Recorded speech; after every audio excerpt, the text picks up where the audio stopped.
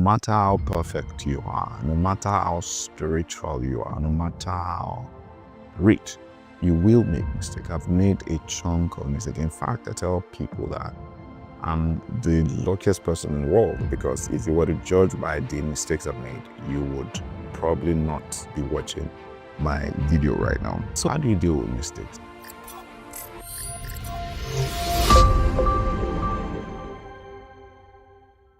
My name is Olufemi Sheyi. I'm a real estate salesman. I buy, build, and sell real estate, creating profit for myself and for investors. Let's start in talking about mistake. What exactly is a mistake? Now, my definition of a mistake is just simply error of judgment. What does it mean? It means that you assume that this decision was going to be right and it ended up being wrong. The mistakes we make a lot of time is affected by, determined, or is significantly influenced by one, our experience as individual, where you grew up, the influences upon your life, what you know.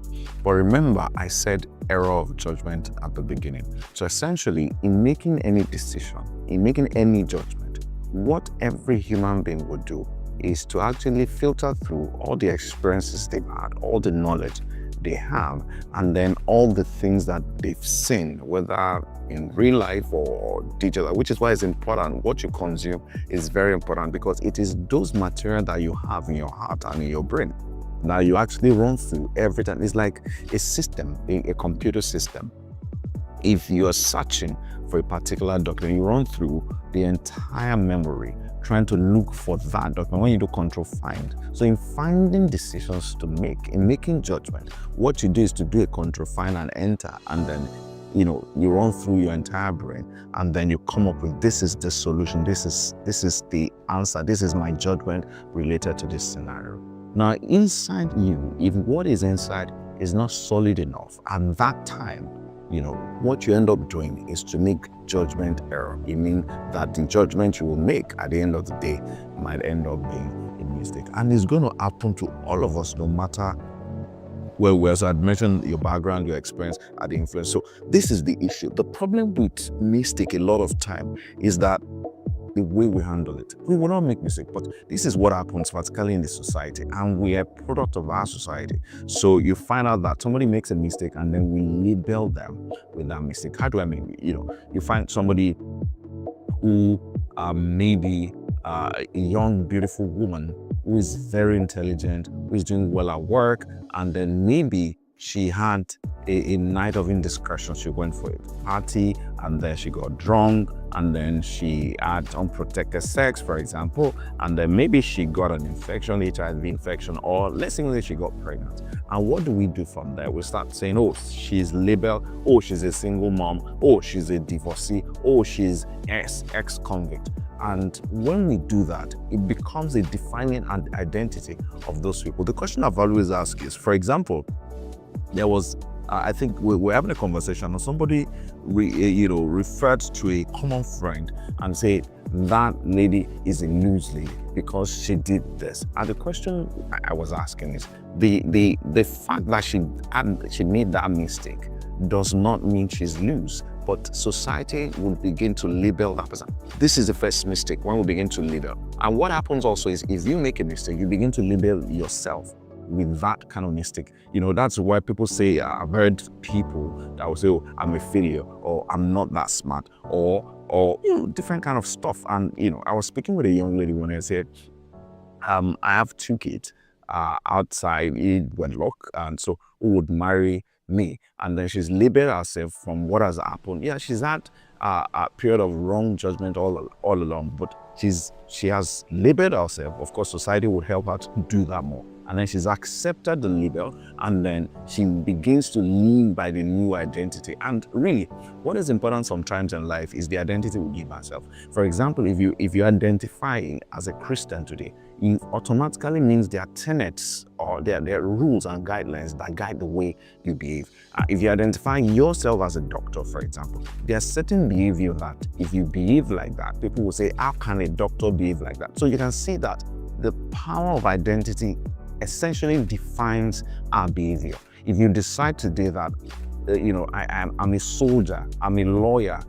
This identity actually conforms to a certain parameter of behavior, and that is the way it is when you make a mistake and you begin to identify yourself in that light, right? So because what happens is you are destroying the future that you could have recreated in spite of your mistake. And very few people don't understand the serious nature, because it's gradual. You begin to behave in line with the new identity, which is why somebody who's had problem with alcohol, somebody who's had problem with drug, and they say he's a drug addict. Now, even if the person has gone out, he's still labeled as a drug addict. And when the person accepts that label, what happens is he ends up being a drug addict. Sometimes relapse that we see in substance abuse is not necessarily because it's because we've labeled them.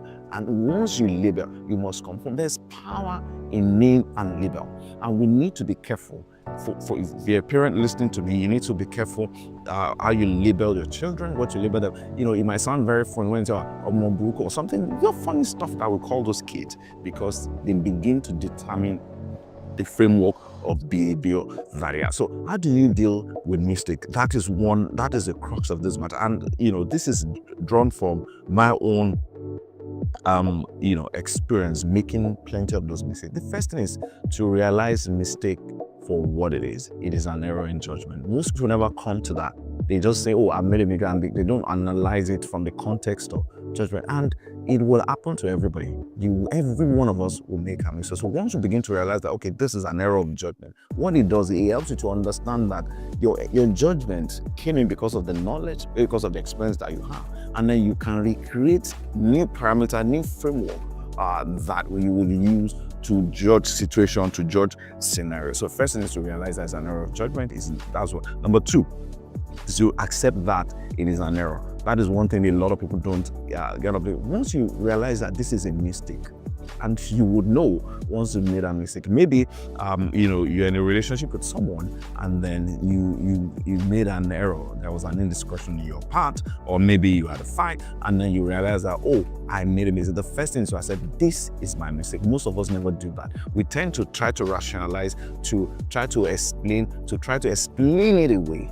And that is wrong. So you need to embrace that, okay, I've accepted that I made an error of judgment in this one, and then move forward with it. Now, once you accept that, oh, this is a mistake that I made, then the question is you ask, what do I need to do to correct this mistake if it's correctable? There are two types of mistakes. There's some that you can actually rectify almost immediately. There are some that you cannot rectify. For example, somebody made a mistake and he got drunk on one funny night, and then what happened, as he was driving, a true life story, as he was driving home that night, he, of course, drunk driving is first of all a crime, but he actually had an accident. He hit a passerby, and the person died, and then he was arraigned in court. He was charged for manslaughter.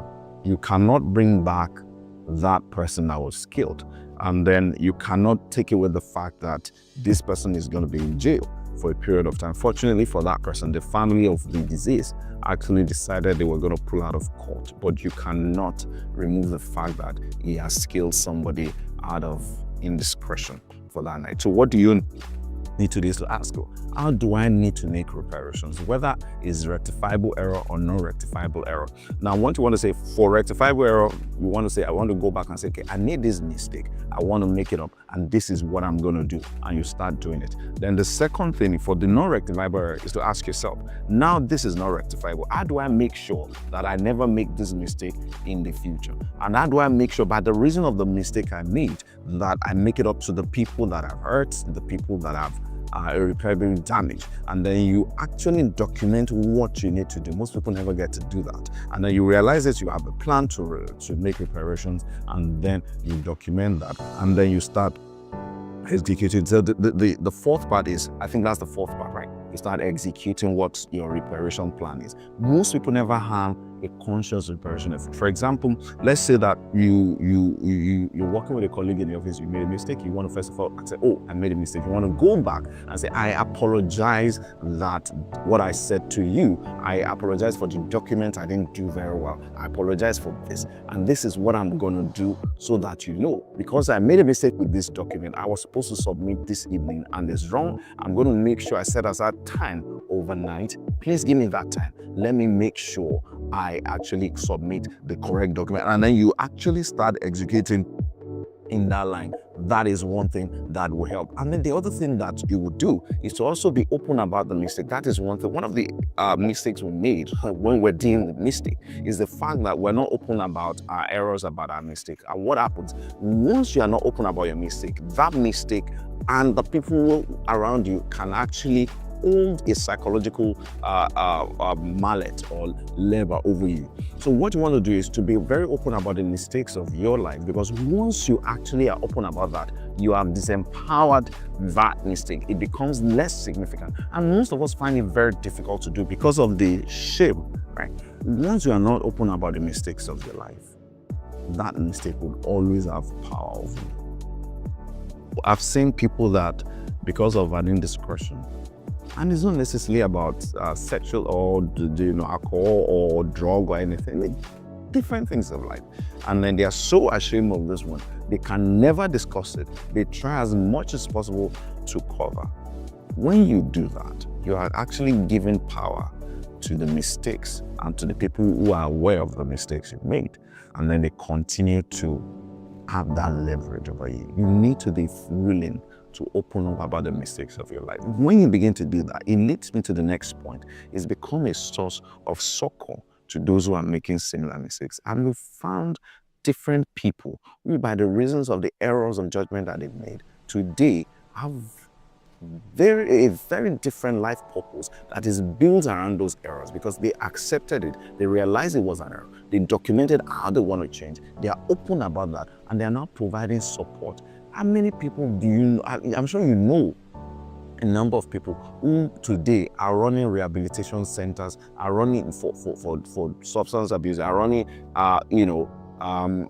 just different kind of institute because of the errors of their life. And that is the way to actually win after making series of mistakes. I'm sure that question will now come up. What if the mistake is catastrophic? What I've learned about what we regard as catastrophic is, as long as you're still alive, no matter the weight of that your mistake, you can actually make reparation. You can overcome that error of judgment, make better decisions going forward, and actually make reparation for the consequence of those mistakes becoming. The last thing I would say about dealing with mistake is to understand that mistake for what it is not a validation of your person. It is not a referendum on your value as an individual. So whatever mistakes you made, do not ever think that is a representation of the quality of your person, the quality of your destiny. Is not an indication of where you will end up